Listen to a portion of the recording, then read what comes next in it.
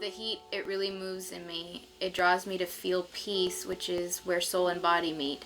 This air that I can really breathe is billowing with dreams, and it wakes me up when I'm asleep. I found purpose within the folds of these Bombay streets. Yet, the character James breathed heavily. The pollution was not from the cars, but from disappointment. He could not find what he sought. His thick, dark hair lay loosely around his ears and about his shoulders, where eyes swelled with meaning, his heart collapsed with hopelessness. This was the middle for me, the space where sleeping and rising became brothers, the world between dreaming and reality. My life had come to a standstill, and what lay beyond was poison making wine of what lay ahead. But for James, this was neither the beginning, middle, or nor end of his journey. It was merely a chapter. If only I had known words and lips out of soul and say for you. I'm in the Douglas firs, the blue spruces, rustling like rice water and lacking peace. I pull from my chest a bristlecone, purple-brown, for planting more feelings, more trees. The sun collapses and smoke spouts forth, the splitting of God's lungs. The mist pours, milk upon the trees. So, over winter break, I had this idea to write a novel. It happened, I think I was reading Shantaram by Gregory David Roberts while I was in Sri Lanka with my family, and I just felt like I had so much to say, and I've seen so much about while traveling, and so I really wanted to be able to put it all down and to share not just what it looks like to travel, but also what the wonderful things you learn from the people you meet when you're traveling. This story is about a young man who goes to attend this wedding in Italy, and it's some relatives of his that are on the Indian side, but they've immigrated to Italy. And after he goes to this wedding, he just starts to have this he just starts to process like how his life is going, and he realizes that he has no real sense of purpose. He's just kind of going with the flow. This main character, he's an observer. The narrator is an observer. He's a little bit ironic, kind of skeptical, and just cautious. He decides to go on this journey around Europe, just traveling, and he decides he's just going to meet people and kind of meet other young people.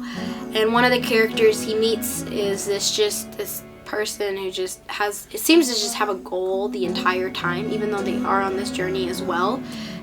He's trying very hard to figure out what this goal is that this other person has. The main character is trying to figure out what goal this other person has.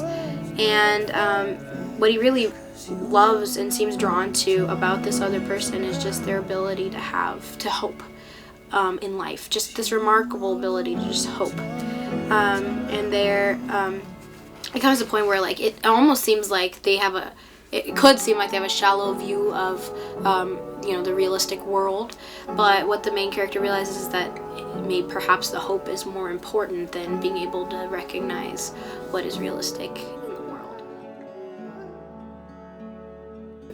Things that have helped me with writing would be, I've written a lot of poetry. I really like writing poetry. I'm not the best, of course, but it's I feel like it's a good way to process things that I'm learning and things that I'm thinking about. And once I've processed it through writing a poem or a lyric or something, it really helps me to incorporate it into the novel itself. I think it's just become a nice pathway from my head into the novel, poetry and lyrics.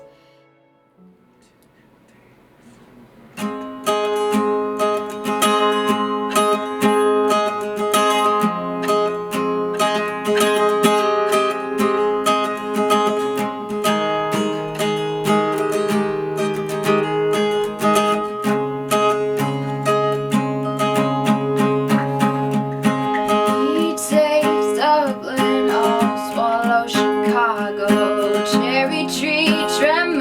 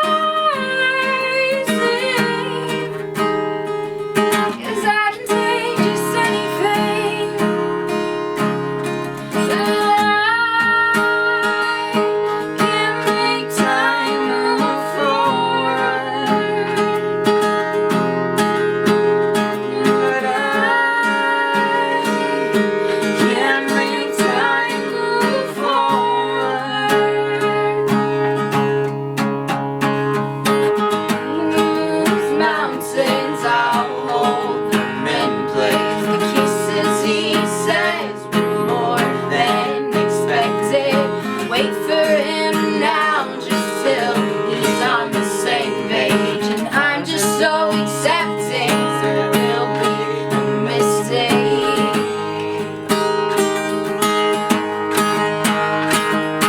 Nobody told me Illinois road flies, so we stole the backseat in the Christmas skylights. And I know he tells me the last tycoon is mine. I must keep the story for opening. And I sing, 'cause I don't believe in just anyone. And I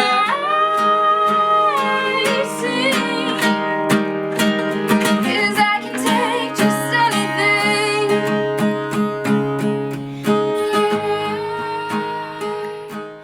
I wouldn't say these are the best lines of the story or anything, but it was something I wrote recently, and it's when one of the main characters is about to leave the main traveler, the main character, protagonist, perhaps for the rest of the book. And she says, "Hey, I love you, kid. You deserve every kiss I ever gave away. Maybe I'll find you every time it's gray in the early morning and the blue pre-sun stretches out its arms to embrace the ones that wake to live. I'll be there in those early moments. I think that is my place and my time."